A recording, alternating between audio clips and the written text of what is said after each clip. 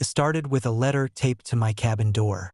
Bright pink, official-looking, and stamped with the HOA seal. Notice of violation. Unauthorized swimming. Fine $1,000. I stared at it, blinking. My lake. My dock. My property. And Karen had the audacity to fine me for simply swimming in my own water. I called my wife over. She read it and let out a quiet laugh.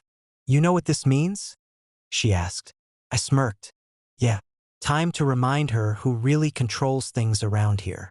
For months, Karen had been handing out fines, enforcing rules on my land, and acting like she had authority over a property she didn't own. That ends now.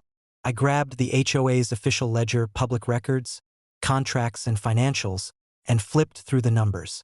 The board had been collecting dues for years, underestimating the true value of their own parcels. I made a simple move. As the property owner and legal authority over the leases and land rights, I issued a revision to all HOA dues. Overnight, fees increased across the board. The former $1,000 fine I'd received was now overshadowed by a $5,000 increase they would have to pay for improvements and legal compliance. Fees that, legally, I had every right to enforce. Karen showed up the next morning, clipboard in hand, eyes wide. "Wait, what is this? You can't do this." I smiled calmly. "Oh, I can. And I just did. You see, your HOA fees are based on leased property which I legally manage. The lake, the land, the docks, everything. Since you thought it was okay to fine me for swimming in my own lake, I've adjusted your financial responsibilities accordingly." Her face went pale. "But this isn't fair." "Fair?" I asked, raising an eyebrow.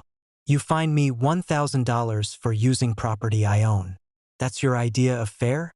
Now, you pay $5,000 in compliance fees overnight. Completely legal, completely enforceable, and completely within my rights." The HOA board members shuffled nervously. They realized that Karen had overstepped, again, and that this time, she dragged the entire board into a financial debacle. Karen tried to argue, waiving the original pink notice. "But the community rules, they don't apply to me," I interrupted. "And they don't apply to your fines either. You assumed authority over a property you don't own. That's your mistake. And now the books are balanced." Within a week, the HOA had no choice but to comply. Fees were paid. The board avoided further public embarrassment by quietly acknowledging the new rates. Karen, of course, tried to whisper her outrage, but the neighbors were already laughing about the reversal. Now, every morning, I swim freely in my lake, the water sparkling in the sun. My wife and I sip coffee on the dock, enjoying the quiet. And Karen?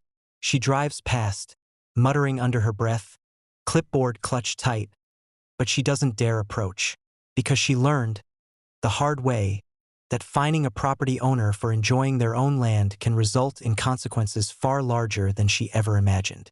And on my lake, my property, my land, the rules aren't just words on paper.